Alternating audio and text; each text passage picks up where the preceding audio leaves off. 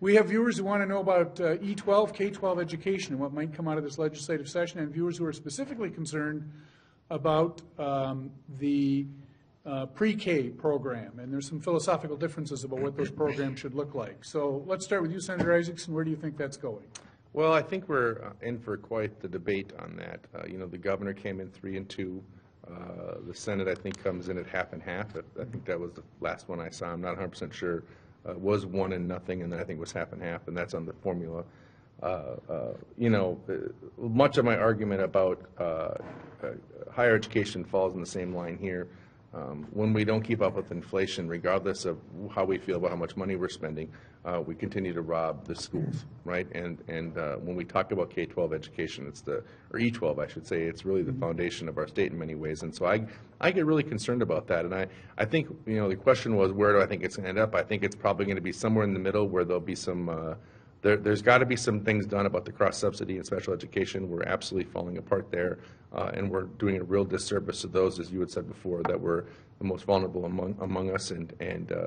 And I think we need to really take a look at our funding mechanism for this and really start asking ourselves some tough questions. We made some changes under the Ventura years, going back to the changes from when the Minnesota Miracle happened, and I'm not 100% convinced we have this figured out yet.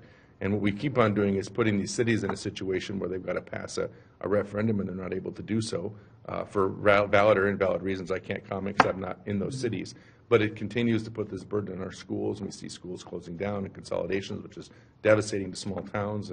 And so, man, again, it's the same concept. The more we invest in these kind of things, the better off our state is. And we've got to find a way to make that one of the priorities, as Senator Howe once said earlier. You got to pick and choose your winners.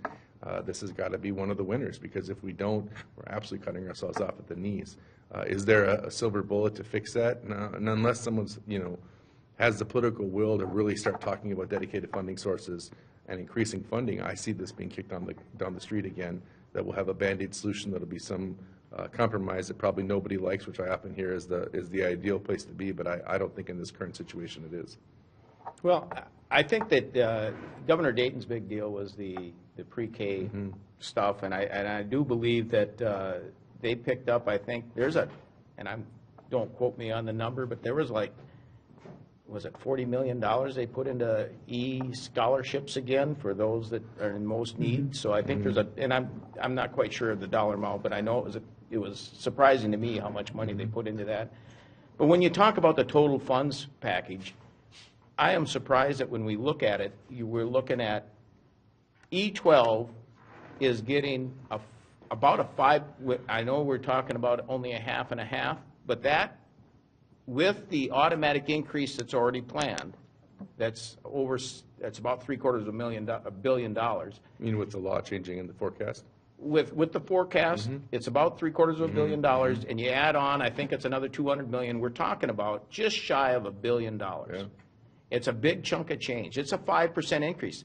It's more than any. It's more of an increase than any other budget area that we got. And I'm not saying that's wrong, but it's $1 billion added from the previous biennium.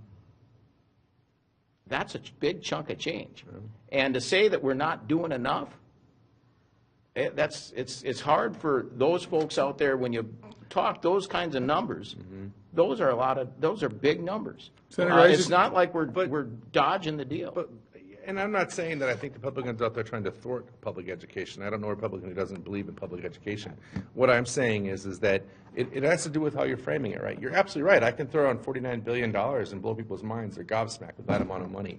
But it goes back to the simple math. If the pencil costs 10 cents and now it costs 12 cents and I give you 11 cents, you're going to be short pencils, right? And whether that's fair or not, that is the absolute truth. And how I see it is my teachers who pick up the tab.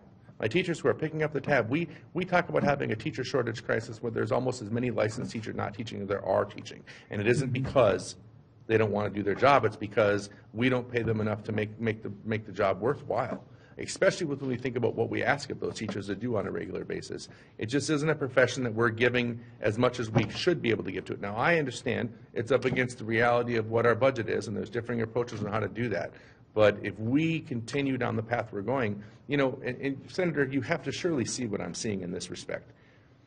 You're right. Our budget went from whatever it was, 34.5, to now what will probably be between 48 and 50. Probably won't hit 50 because nobody likes that number, but somewhere in there, right? That's a true story. And are there places in there where we have parts that we should take care of? I don't think there's any of us that disagree that there are, when there's fraud and there's places to fix, that's good. But even if we fixed all of the fraud, and even if we just adjusted for only inflation, the reality is the cost of living and the cost of doing business goes up. Now, and that we have to decide what kind of state that we want. And what frustrates me is that, and I think you've seen us do it, and I know I've seen you guys do it, where we put a Band-Aid on it, we kick it down for the next legislature to solve, and we don't make tough choices you talked about. And it isn't just you guys. We did it in 12 and 13. Absolutely. There's no question about both parties have a very big aversion to actually having to struggle and take care of some of these tough issues. And until some of us are able to bipartisanly stand up and say, we got to put our politics aside, and we have to make hard choices about where increases have to be made, where decreases have to be made, and how it works. Until that moment happens, and we're able to put aside our partisan differences, we're not going to have a solution. You're going to have to tell some folks no. And Oh, that's sure you awful are. tough. I mean, that's the You're piece, right. And you're you going to tell know, some people they're going to have to pay more. Senator Howe, what do you think? We only got about 30 seconds left or so. I think What's we're your just getting warmed up, really. Yeah, well, that's right. No, we should go another hour. Senator Howe, what do you think the chances are for moving the special education piece and some reform there? We've had a lot of talk about that over the course of the last several weeks. And I think that there's probably a good chance of that happening. I truly believe that everybody identifies that we need to do stuff with the forms and try to get that straightened out. And the cross-subsidy, it's killing everybody. Yep. I mean, and if the federal government would pay their fair share, we'd probably have a better chance of fixing it. That's exactly right. And we're picking up the tab because they won't, and that is really criminal that we're putting that spot. You know what's odd to me is that marijuana is illegal by the federal government, but yet we have medical marijuana in this state. We just kind of said we're not going to go down that road. We don't care. We're going to do it anyway. So why do we really care what the federal government says about special education? We should probably do what we think we need to do. And that's going to be the last Because thought. they dangled the money in front of us. that's why, it. yeah. And they never gave it to us. And because we're out of time.